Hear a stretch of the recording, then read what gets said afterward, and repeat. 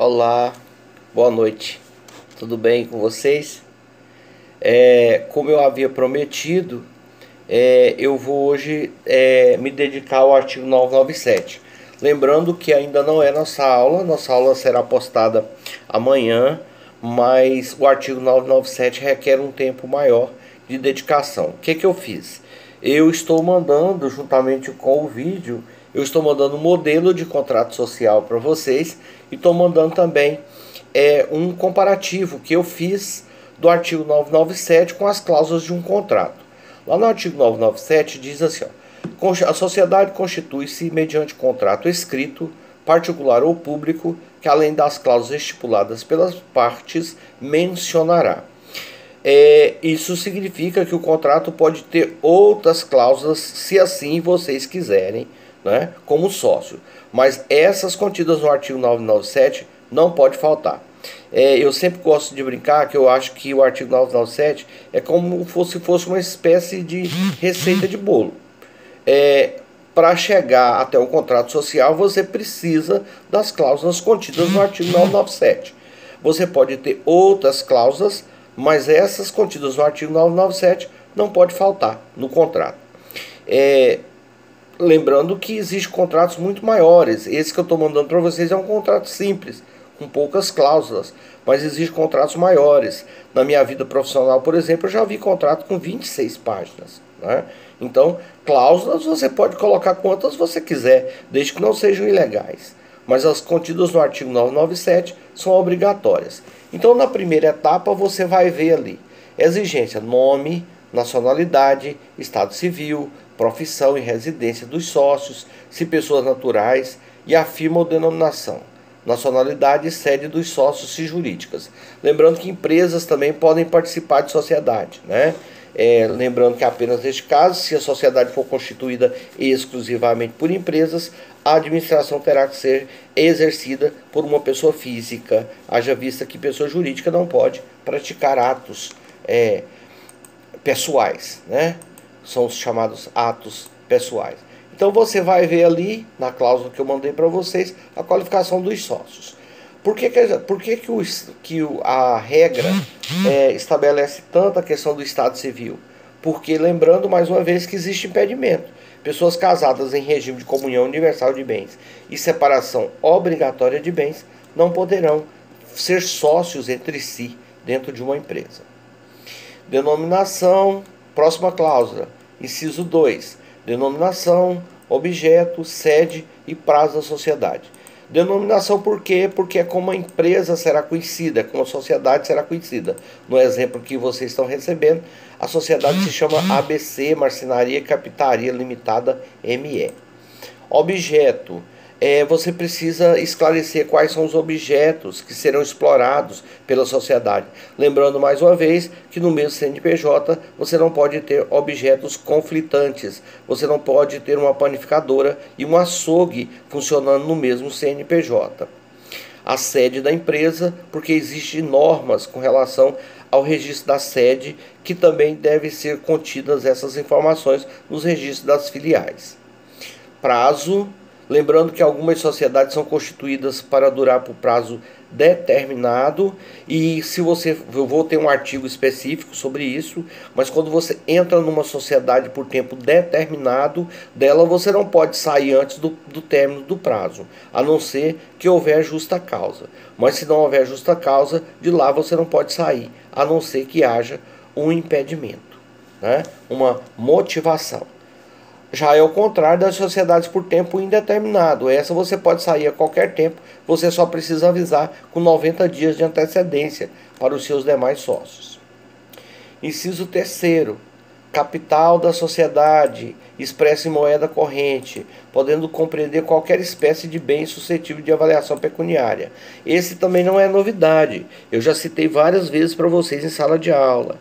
Se uma sociedade é composta de 100 mil reais, eu posso contribuir com a minha parte em dinheiro. Eu coloquei 60 mil reais, então o Carlos foi lá e colocou mais 20 mil, só que o Carlos colocou 20 mil que representa um carro, e aí o Tiago foi lá e juntou os outros 20 mil que foi em joia.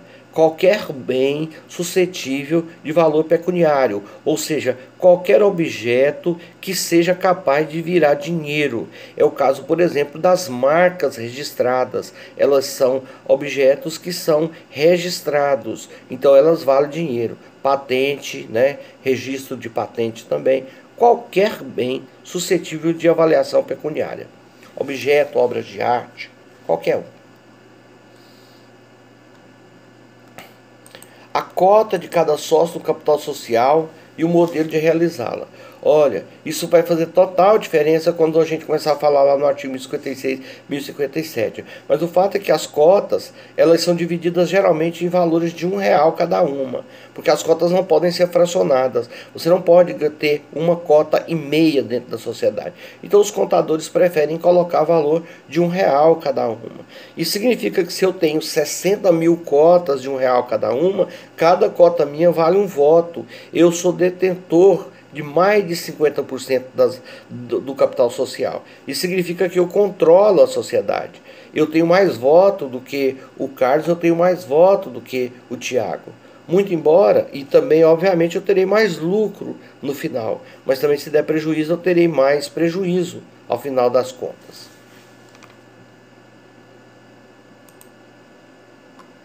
As prestações a que se obriga o sócio cuja contribuição consiste em serviço. Amanhã nós vamos ministrar ali o artigo 1006 e 1007. Você vai compreender completamente isso. Às vezes um sócio tem o conhecimento, mas ele não tem o dinheiro. A Janaína sabe fazer design de joia. Ela desenha joias belíssimas, mas ela não tem dinheiro para montar uma empresa, para se fazer representar no mercado. Então eu tenho dinheiro, o Tiago tem o dinheiro, o Carlos tem o dinheiro. Então nós seremos sócios de capital e a Janaína será nossa sócia de serviços. No código antigo, no código comercial antigo, falava de sociedade de capital e indústria, né? Agora não fala mais assim, fala de sócio de serviço. As pessoas naturais incumbidas da administração da sociedade e seus poderes e atribuições. Cuidado com isso, porque grande parte das vezes os contadores colocam assim, ó, a administração da sociedade competirá a todos os sócios, né, conjunto ou separadamente. Isso significa que qualquer um pode administrar a sociedade. Isso não é bom. É melhor que você divida os poderes administrativos.